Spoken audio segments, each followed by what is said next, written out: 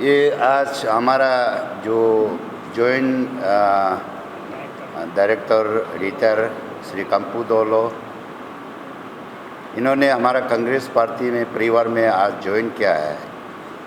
तो बहुत हमको लगता है हमारा पार्टी का ये है कि आप देखिए अरुणाचल में 70% रूरल एरिया है और इन्होंने 35 इयर्स रूरल डेवलपमेंट का डिपार्टमेंट में काम किया है और लोगों का रूरल एरिया में जहाँ में दुख तकलीफ को कैसे सेवा करना है, और वैसे भी तो बहुत सीनियर ऑफिसर है, तो ये पार्टी के लिए काफ़ी फ़ायदा होगा। और फ़ायदा का बाद में हमारा कांग्रेस लोग जो है हमारा कंपू दोलो के लिए उसका नॉलेज को लेके लोगों का दुख तकलीफ जहाँ पे रूरल एरिया पे लोग रहता है, तो जहाँ जैसे ये सारा संसार मालूम है कि अरुणाचल जो है चाइना बॉर्डर में है बोल के, और हमारा अरुणाचल में 70% रूरल एरिया है और 30% अर्बन एरिया है।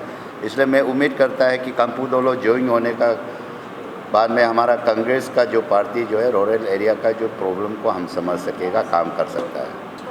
सर जी, आपसे एक सवाल था।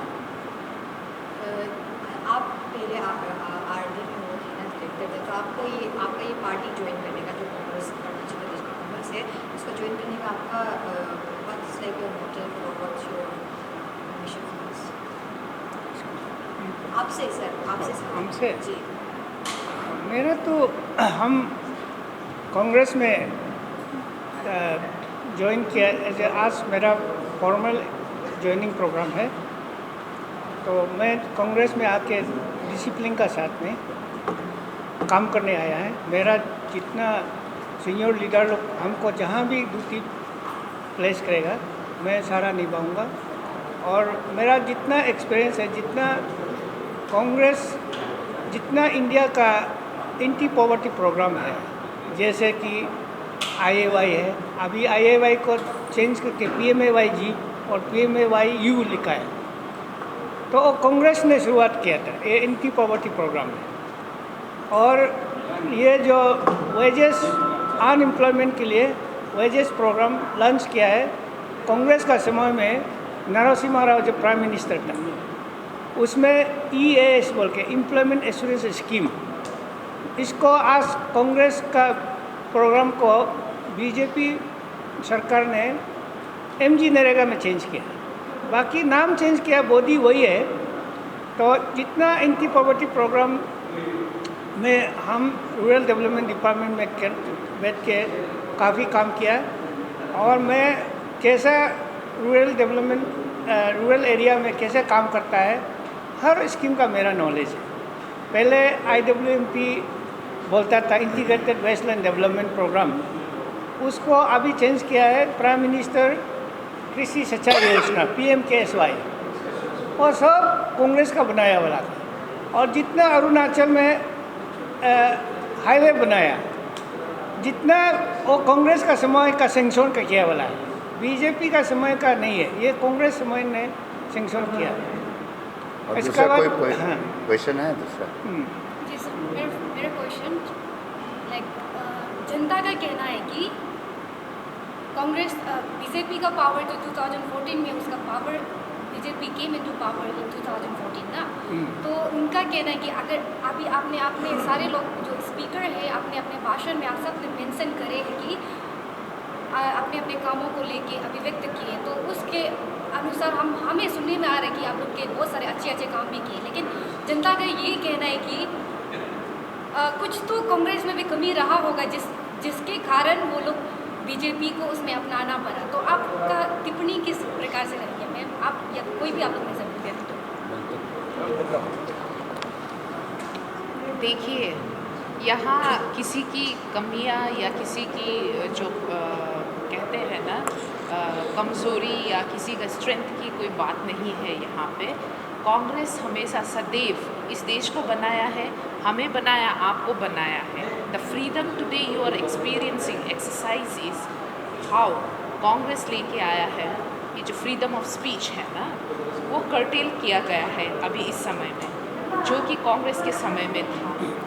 बीच में अभी 10 साल हो गए, भारतीय जनता पार्टी आई, ठीक है, उसमें ऐसा नहीं है कि कांग्रेस की कमज़ोरियों की वजह से है।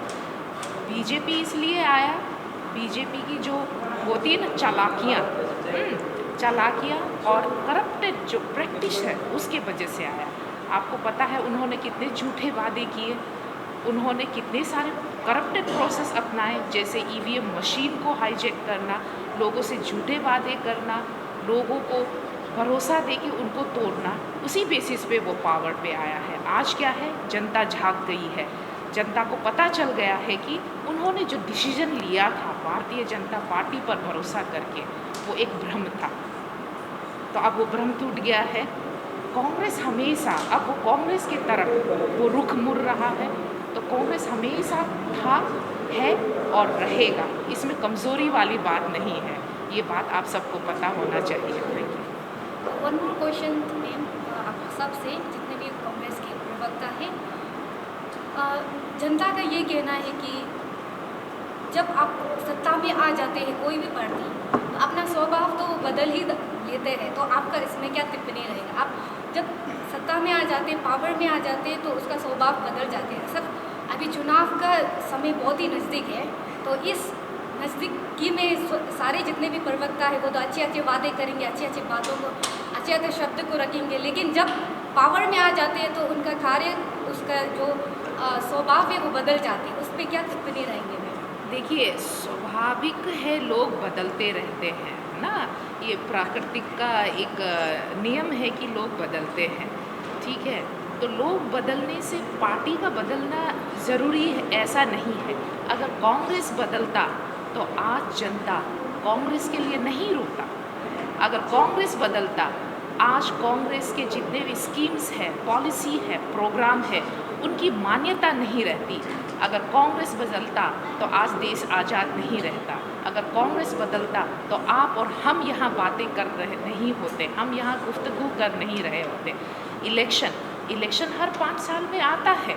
It's a reminder that what Congress has done, what Congress will do, what Congress will continue to do.